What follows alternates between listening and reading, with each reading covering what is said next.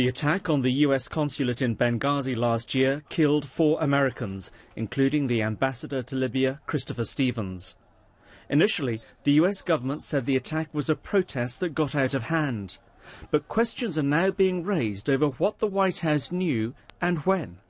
Emails leaked to the press show that evidence suggesting that this was a planned terrorist attack was removed from an official report.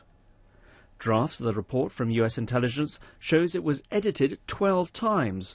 All references to Al-Qaeda and CIA warnings of terror threats were taken out of the final draft.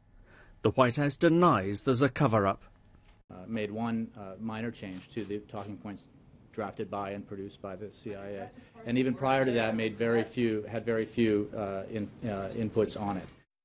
But one of the leaked emails from a government spokesperson said the references to terrorism could be abused by members to beat up the State Department for not paying attention to warnings. So why would we want to feed that?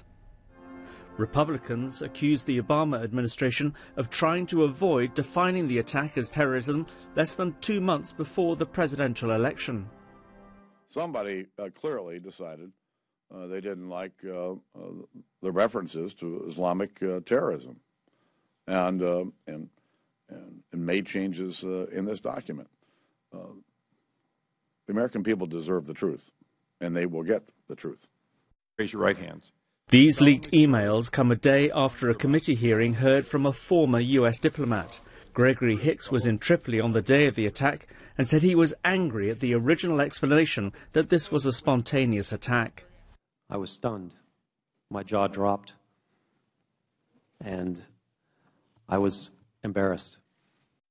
The Democrats say the events surrounding last year's attack has been politicized, but these latest emails have done nothing to dispel accusations that the US public were misled. Tim Nielsen, BBC News.